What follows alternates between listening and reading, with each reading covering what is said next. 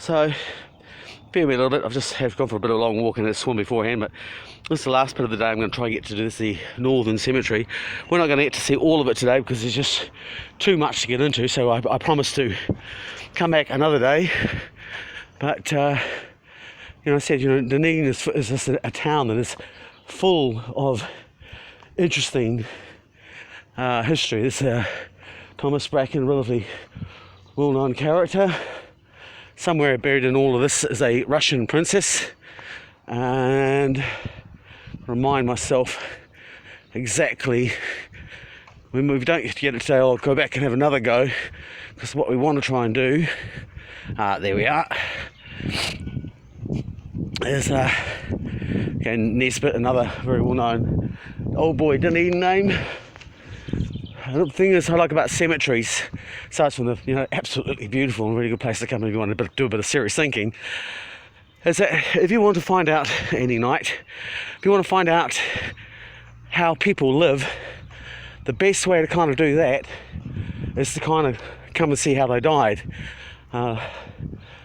Pretty much will tell you age groups, what was going on in society, what their prominent dogmas were, what their prejudices were. And this is the crypt of Larnarch, Thomas Larnarch, I think, has been said. My brain's not quite there, so, but don't worry, check the website for the specific details. So, very wealthy man, built Larnach's castle, ended up in Parliament, not a very happy chap, ended up blowing his brains out. And along with his son, this is where they were entombed. In the 1960s and the 1970s, scallywags who thought they were rather avant-garde from the university, very much from privileged families, came in, broke in, and they dug up Larnach's bones. And as I said, this is the case with Peter Entwistle today, who's one of the very important people, sits on the ODT, does the arts column, very, considers himself very educated, talks about, how avant-garde he was when he threw a piano off the Leaf River Valley, even though that was actually a direct rip-off of New York artists that had already been done. But him and his mates dug up Larnach. He got into trouble because it was police tip-off was that it was sitting in his in his house, and basically beat the charge because he was able to show that there was no actual proven robbery intended. Apparently you can't take stolen possessions off the dead. I think Michael Guess, who's the councillor who voted for the stadium, which has helped contribute to $1 billion in debt, once was found trying to put washers in a pokey machine, and disbarred lawyer, defrocked judge. Apparently he's allowed to practice law now, but he's not allowed to sit before the bar. Ended up on the council, was writing the ethics column for the ODT. I remember reading somewhere that he turned around and said, "Oh no, we got off it because we were able to show that it wasn't Larnach." Well, pretty simple actually, because it might have been the son. Well, you would have thought that was actually quite simple, because one of them had a hole in it with a bullet and one didn't. But again, this is where the nonsense, and you only get a little bit of this in the mainstream, and one day we'll actually go take the time to actually dig up all those old files and kind of get to the gist of these very privileged people, the things that they were into, which they thought were very avant-garde, and today they sort of run around poo-pooing anybody that doesn't accept the status norm. So how the worm changes. But this, as I said, is where Larnach was actually buried. I was hoping, and I don't think we're going to find it today, we might actually have to come back another day. I'm going to sort of have to start wandering my way out of here, which is going to be interesting. Nothing like getting lost. I mean, this place is just brilliant. It really is a secret garden. But I was hoping to find you also one of the stones which was laid for the people from Parihaka that were entombed in the Northern Cemetery. My original reading of this, they also, there's another stone out towards Portobello where they were actually put in big caverns with doors put on them at night time. Most of them died of pneumonia or from various diseases from Parihaka after basically trying to resist the government with pacifist ways. And of course, the reason why they got in trouble with the government was the property developers wanted their land. So some of them were entombed here, so my understanding was that time moved on and people up in Parihaka said, well, we'd like our ancestors back, and they sent them up, only discovered that in actual fact what had happened was they'd buried other people on top of the people in the Northern Cemetery, and there was a terrible embarrassment. And of course I've had an Otago historian say no, that happened, so I must actually look into that, and we'll see if we can actually footnote that, because otherwise that is a hearsay story. But it isn't a hearsay story that when those people were coming down from Parahaka, the pacifists, they were strapped to the side of the vessel during a storm in the Cook Strait to provide balance, and they had loaded muskets pointed at them. So they tried to get up, because it would have been a terrifying experience. They would have had their heads blown away. So these are parts of the history which we're still not actually dealing with, and here it all lies. And one day I'll do a bit of research, and we'll go and have a proper grave. I'll do a bit of reconnaissance and make sure we know where we're actually going, and we'll see what other things that we can actually dig up. Now, I better go. Love your dog. Very good wise statements. Right, and I'm going to actually just turn around and head back down the hill. You can see the stadium. I don't know if you can hold it up there. That, I said, was something that was pushed forward by a lot of the same people today that are on council, pushing forward for this modernisation, which is going to kill small businesses. Very much this tartan mafia. It's interesting, we'll do the stadium thing another day as well, because an interesting story of basically nepotism and corruption and the old boys,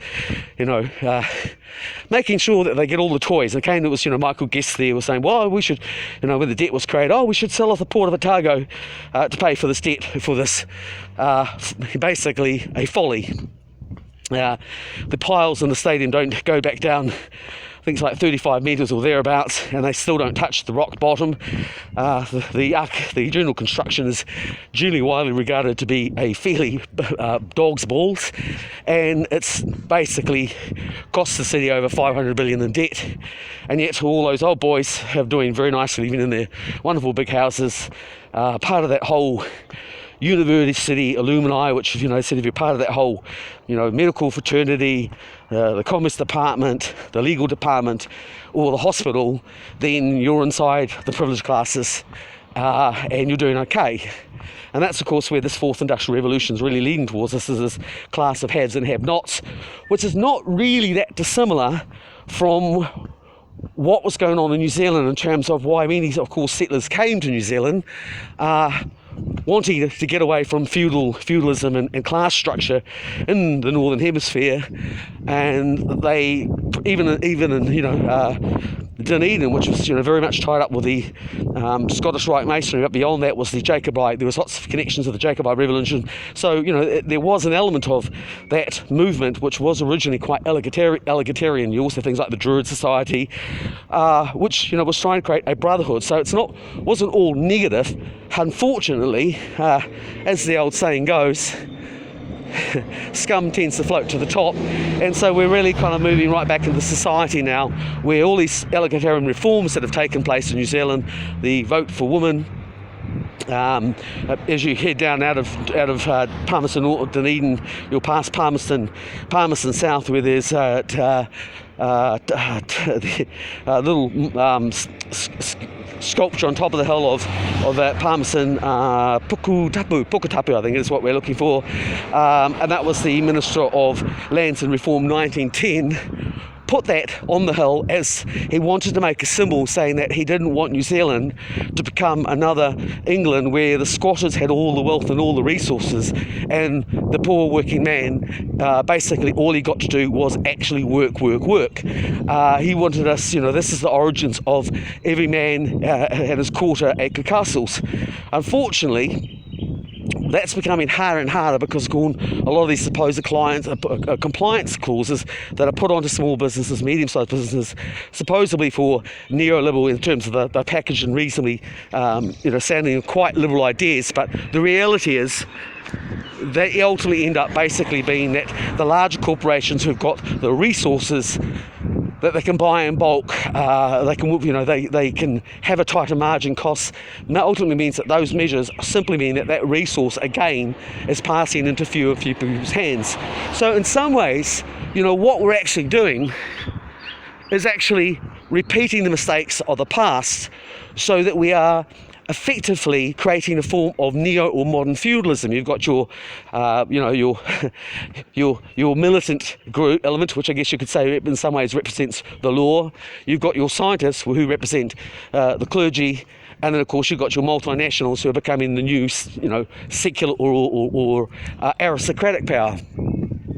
So the monkeys, the alpha monkeys, are climbing up the tree and keeping all the bananas for themselves, and we're just going back and making the same mistakes, which is a terrible shame because, as I said, when you look at things like Julian Carver, beforehand he talks about, what geospatial technology could do in terms of increasing egalitarian as actually protecting environmentalism.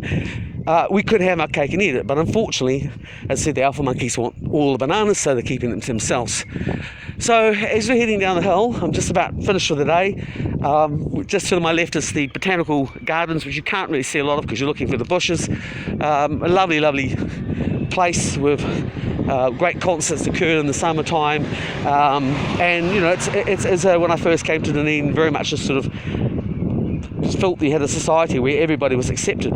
More and more you tend to feel that if you don't toe along and follow exactly what the dominant belief is of the day, then you're going to get a little bit frowned upon and being treated like the old days. And I say the old days because those days when everyone had to go to church, because if you didn't, you weren't a good citizen, seemed to be creeping back. And I said those days were really only, we're talking 1940s, that change and occurred, and we thought, no, we don't need to follow this rigid dogma of everyone goes to church. Our forefathers had fought in the First and Second World War, realised that actually they were entitled to a voice and their own thought process, and we seem to be moving away from that. So I'm heading back down the hill. Oh yeah, the Dunedin Botanical Gardens are actually that way, so I was completely wrong. It's quite nice, so it gives you a chance to sort of see everything from here. So, Dunedin Botanical Gardens. I'm going to go and leave you guys at the stage because I probably need to be making my way to my rendezvous point. So really nice seeing you guys. That's the third part of my little spooky Dunedin, and I'd love to kind of carry on with this theme, not just in Dunedin but throughout New Zealand, because I just love lifting up rocks, things that people walk past every day, and showing people things that maybe they don't always see when they walk past them. Have a good day.